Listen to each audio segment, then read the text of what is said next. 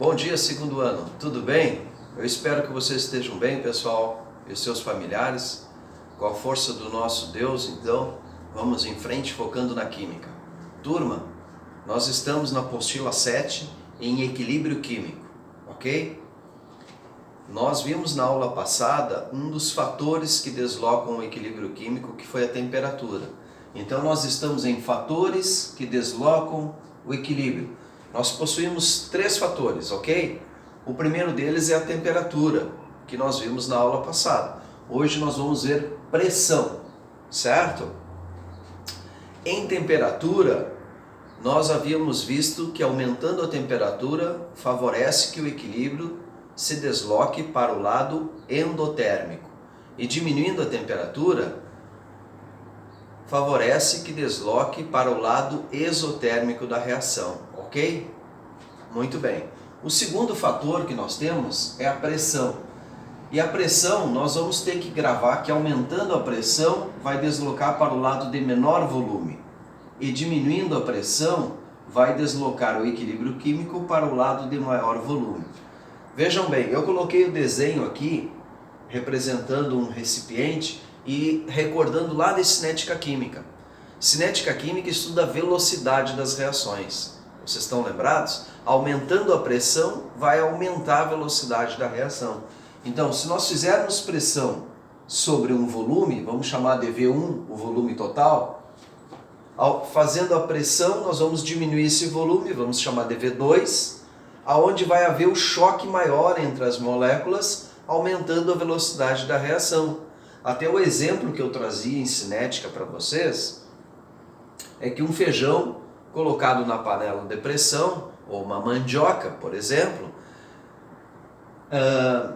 ele vai cozinhar mais rápido do que fora da pressão, né? Então ele leva 1 hora, em média, numa panela de pressão, e fora da panela levaria 3, 4 horas, ok? Por quê? Porque se nós aumentamos a pressão, nós aumentamos o choque entre as moléculas, aumentando a velocidade da reação. Então fica fácil trazer a pressão para dentro do equilíbrio químico, ok? Bom, então em cinética nós sabemos que aumentando a pressão, aumenta a velocidade.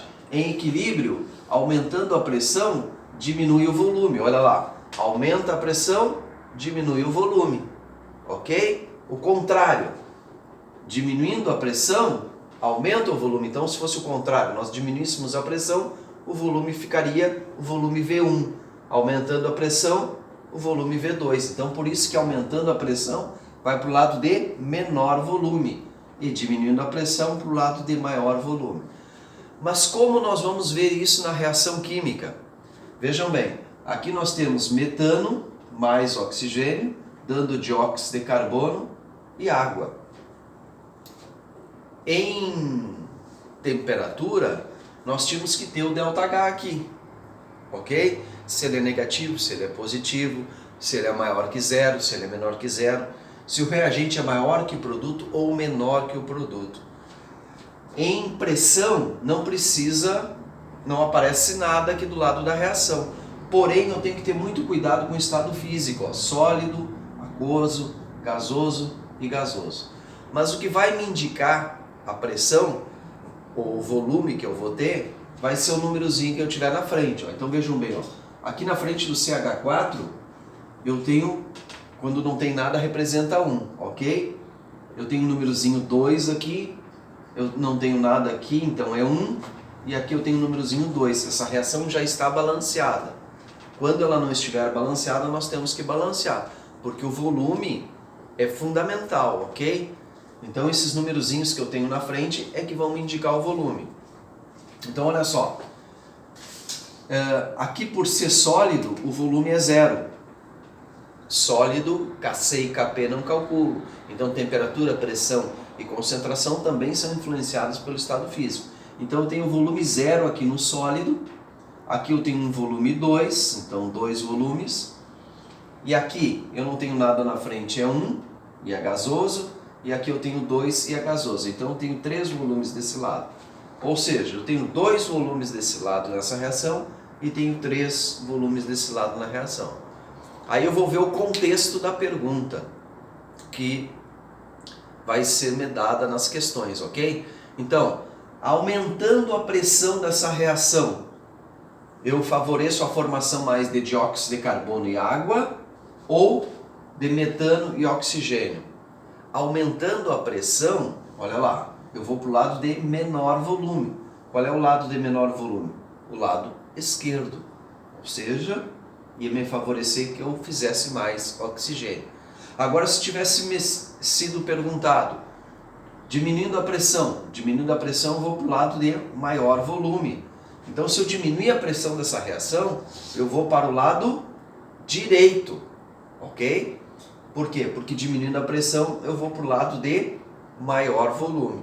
O lado de maior volume é esse aqui, 2 mais 1, 3 volumes, certo? Vejam bem, pessoal, eu coloquei uma observação aqui que volumes iguais não deslocam o equilíbrio. Imaginem se esse aqui não fosse sólido, o metano, se ele fosse gasoso.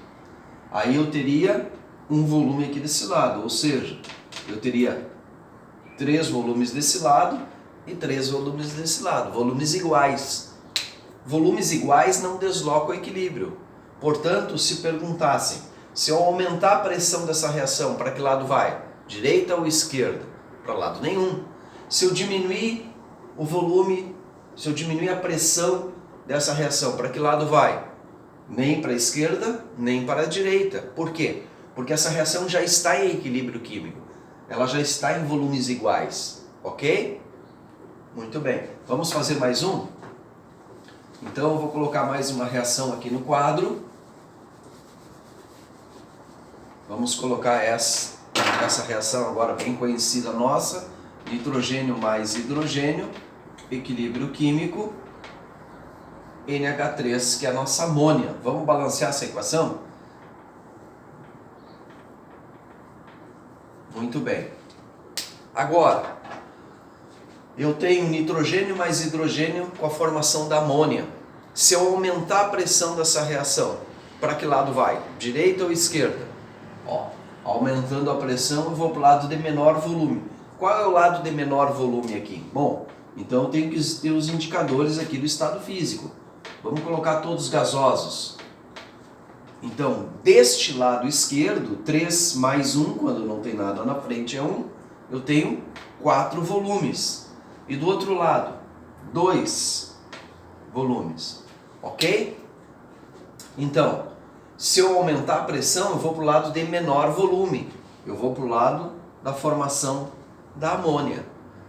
O texto também pode constar